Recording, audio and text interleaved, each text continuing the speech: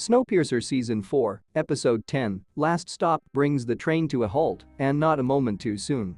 The Snowpiercer series finale feels bittersweet, and not just because the TV show is ending after 4 seasons and 1 change of networks. The episode is a microcosm of the entire 4th season. Great at points, disappointing in others, and making it clear that the series had simply gone as far as it could. Last Stop picks up where Season 4, Episode 9, Dominant Traits left off, with Andre Layton and all of his comrades leading a massive charge to retake the train and stop Dr. Nima Rousseau from launching his world-destroying Gemini rocket. It certainly has all the action that one would expect from a series finale. However, it also can't fix the issues from earlier in the season. But in the end, viewers will get the sense that this is the only way things could have played out. Last Stop, the series finale, feels a lot more like an episode from the movie adaptation and Season 1 than it does like anything else this season. In order to stop Nima from destroying the world, the citizens of New Eden are fighting their way up train in the opening scenes of a new revolution aboard Snowpiercer. After last week's open-air brawl, this week's action scene is even more exciting with the handheld camera constantly positioned between passengers, contributing to the feeling of claustrophobia in the train's cramped quarters. It's fantastic to see Ruth participating in the struggle, even if it means viciously impaling one of the silo troops, in addition to the regular suspects, Layton and Till. Unfortunately, they are unable to withstand Nima's knockout gas, allowing Ruth to be seized and the silo forces to flee. The invasion army is forced to divide as a result, with Josie leading some men from the sub-train for the rocket, while Layton and the other main characters go to the Big Alice engine in an attempt to locate Melanie. Regretfully, Nima ensured that the rebels were unable to just flee on Big Alice. Big Alice is now a glorified server controlled by the Snowpiercer engine after his people disassembled the throttle and consoles. Fortunately, Wilford isn't present to witness this. Perhaps the one exception is that he would have been thrilled to witness the actual moment the train really comes off the tracks.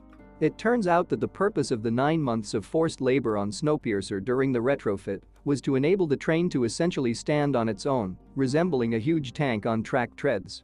The only thing more exciting than a massive train traveling through a frozen world is a massive train actually traveling through the frozen ocean like a snowcat. This is the kind of sci-fi silliness that has made Snowpiercer such a fun ride over the past few years, and it is delightful to see the writers had one last surprise up their sleeves.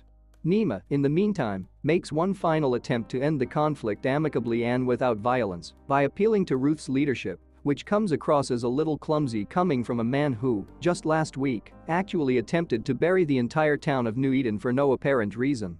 Fortunately, Ruth doesn't fall for his insistence that Melanie has made mistakes in the past. He tries to persuade her that he would abandon them and appoint her the head of humanity, but Ruth understands that if they stop fighting, they will perish. Ruth is saved by Sykes after being taken away by troops, and together they discover the remaining Snowpiercer passengers at the work vehicles. Ruth eventually joins all of the passengers onto a single train, inspiring them to fight Nima and his ludicrously stupid scheme in order to preserve their home. After stealing many knocked-out gas canisters and gas masks from the sub-train, the rebels build a sub-train car and load it with the canisters, which they then push through to knock out the soldiers in front of them. With Ruth and the Snowpiercer group traveling down train and the New Eden group traveling up train, the conflict is now being fought on 2 fronts, and including a non-temporal pincer maneuver that will ultimately converge at the rocket. Alex and Melanie enter the car with the rocket covertly and begin removing the vials containing the substance from the missile at the same moment. Naturally, Nima discovers that something is amiss, sets off the countdown, goes to the rocket car, and discovers Melanie and Alex interfering with his fantasy, so everything appears too wonderful to be true. Melanie takes a different tack and simply destroys Nima's ego by questioning him about his prior transgressions until he gives up and acknowledges that he believed CW7 would work but it didn't. He makes the two put the vials back at gunpoint, so it's too late to reverse course, the launch cannot be stopped. In the final moments before the blast door opens and he freezes to death as the rocket soars into the sky, Nima had a change of heart and helps Alex and Melanie escape.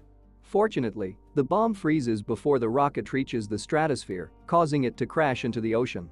As it happens, the most astute individual in the group, Alex, removed a bolt that prevented the payload hatch from splitting apart, causing it to open early and freeze before it could burst and disperse the compound.